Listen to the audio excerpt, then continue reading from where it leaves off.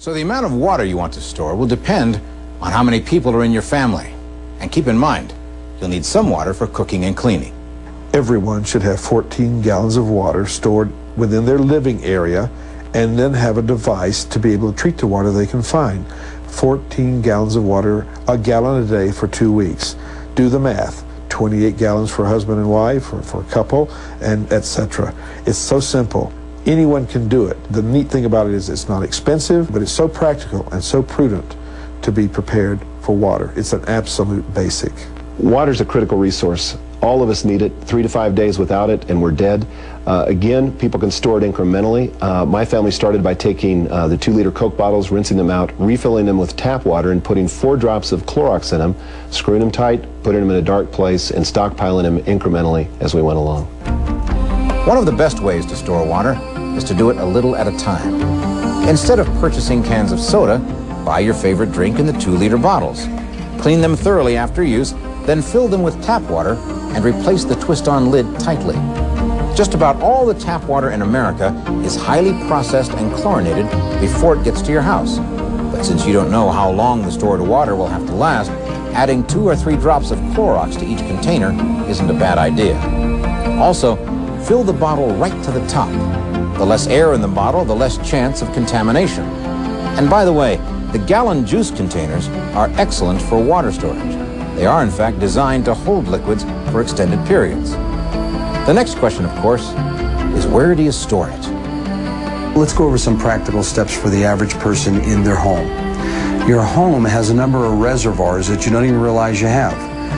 Sinks, bathtubs, water heaters. The average home in America has a 40-gallon water heater. If you have a family of 4, your water heater now represents 10 days worth of potable drinking water. Finding the space to store water may be easier than you think. Try taking a quick inventory of unused space in your home. In the back of closets, underneath the bed, the shelves in the garage where you've been saving empty boxes. All make excellent water storage areas. One other thing. In some areas, a nearby stream may afford a reliable source of water.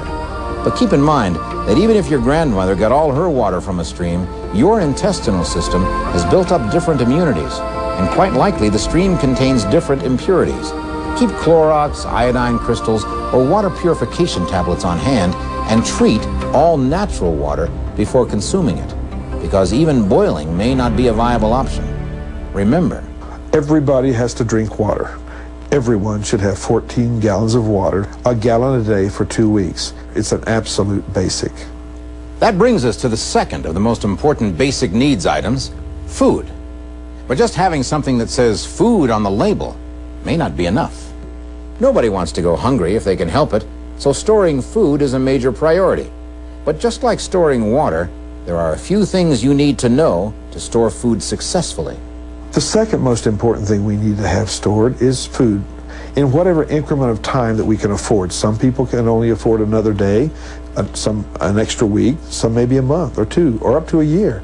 People should be able to produce food at home, whether it's canning, freezing, bottling, growing their own food, producing their own food in the backyard, canning it at a local cannery or whatever.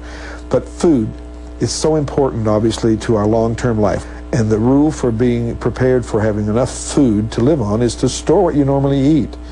Eat what you store and use it or lose it. When it comes to food, people really need to be stockpiling now.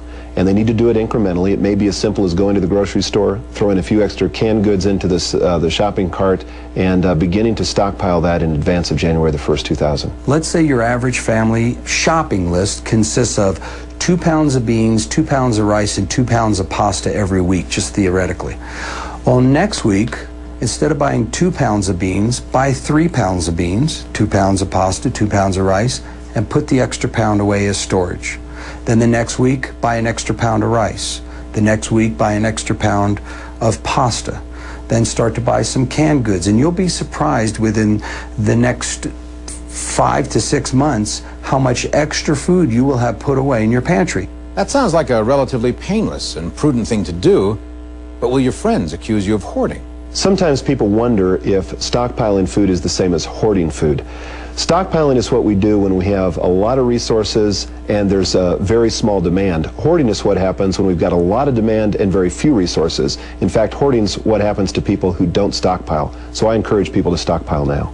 Some of the weird things that I've heard and experienced in this industry are people who will rush out and buy a year's supply of dried foods, against which I have no feelings. I have a lot of it myself. But they rush out and buy a year's supply of dried foods they've never tasted before, have no clue as how to fix.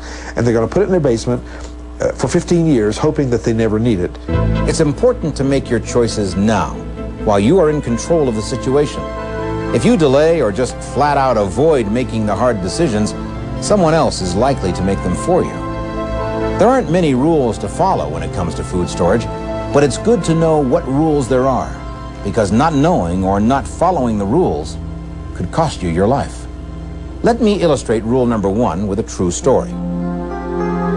In the winter of 1983-84 in Utah, record snowfall drove the deer herds down out of the mountains and literally into people's backyards searching for food. Well-meaning farmers and conservationists put out hundreds of bales of hay for the animals, which they quickly devoured. But the people were shocked when the deer literally starved to death with their bellies full of hay. The animals were used to feeding on oak, maple, and bitterbush. Their systems simply couldn't process the hay. Rule number 1, don't buy what you don't eat, or what you are unwilling to work into your regular meals. If you choose to buy dehydrated or freeze-dried foods, for example, start working these foods into your regular diet immediately. If you are unwilling to do that, don't make them part of your storage program. Rule number 2, remind yourself that you don't have to do it all at once. All you have to do is begin and continue from there. Rule number 3, know what you must have for a week, a month, a year. Just buying stuff is a waste of goods and money. Finding out what you need as opposed to what you think you want will take a little study, but it's worth it. Rule number 4 is simply do it now. That doesn't mean rush out to the store and fill up the back of the van. It simply means begin to implement your plan today and to build your own personal in-home convenience store incrementally. And once you have what you need, begin a program of use and replace. Use the things in your storage for your meals and shop to replace what you use. But even if your food storage is adequate and in place, if there's an extended power outage, you face a whole new set of problems. Will you have an alternate source of light? And what should that be? Do you know where to go for a safe alternative to heating your home if there's no fuel for your furnace and no electricity to turn the fan? How will you get information? What about stores and banks? Can you protect your financial situation? What else should you know before the lights go out? No, we don't really need electricity. What we really need is heat and light. Find out when we come back.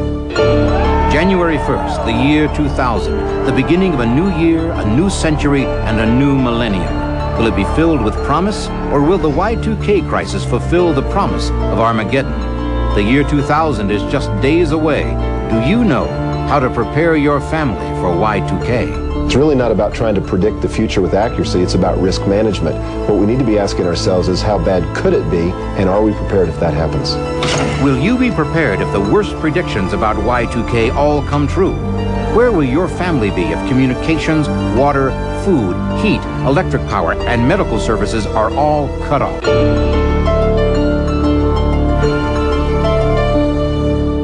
Of all the services that Americans take for granted, a clean, efficient, uninterrupted supply of electrical power leads the list.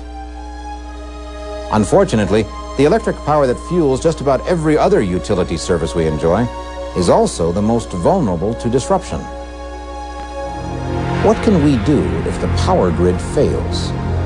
In regards to the power grid, you know, people talk about how resilient it is in the industry, but the power grid is not nearly as resilient as people think it is. The Achilles heel of the power grid is telecommunications.